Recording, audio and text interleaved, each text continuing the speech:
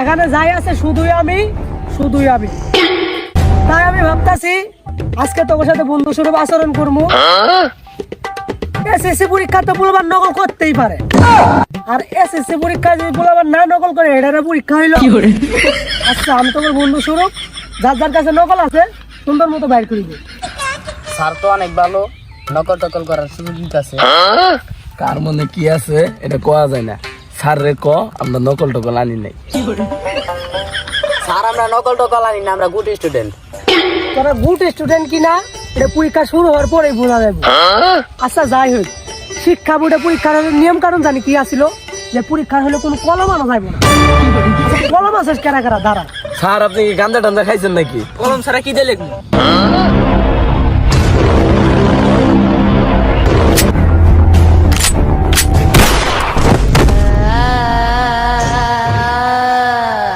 Sir আমরা তো মজা করতেছিলাম স্যার, আমরা জীবনও কলম দিয়ে লিখবো না। দরকার পড়লে হাত কাইটা রক্ত দিয়ে লিখবো, তারপরেও কলম দিয়ে লিখতাম না।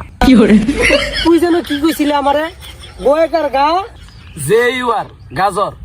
গাজর খাওয়া ভালো স্যার, ভিটামিন সি থাকে। সূর্যতে তাল কি থায়? সূর্যতে রোদ থাকে স্যার। তুই তাহলে এটা ঠিকই কইছস। আচ্ছা যাই হোক, যেহেতু বাংলাদেশের স্বৈরাচার শেখ হাসিনা সরকার যার পর থেকে তোমরা প্রথম পরীক্ষার্থী, পরীক্ষার কিছু নিয়ম কানুন নতুন করে বানানো হয়েছে, এই নিয়ম কানুন গুলো সবাই শুনে নি। 9 ভিত্তিক আইব 100, 100-র ভিতরে তোকে দেয়া লাগবো এটা আমি পারি স্যার। 100-র মধ্যে 30টা। না, 100-র ভিতরে 130টা দেয়া লাগবে। 100টার ভিতরে 130টা কেমনে দিব? আর 30টা কই পাইম?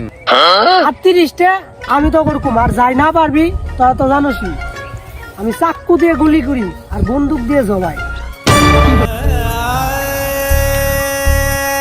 আর সৃজনশীল আইব 20টার মধ্যে। স্যার এটা আমি পারি। 20টার মধ্যে লেখা লাগবে 5টা। না, 20টার মধ্যে লেখা লাগবে 30টা। না পারলে তো জানোসই আমি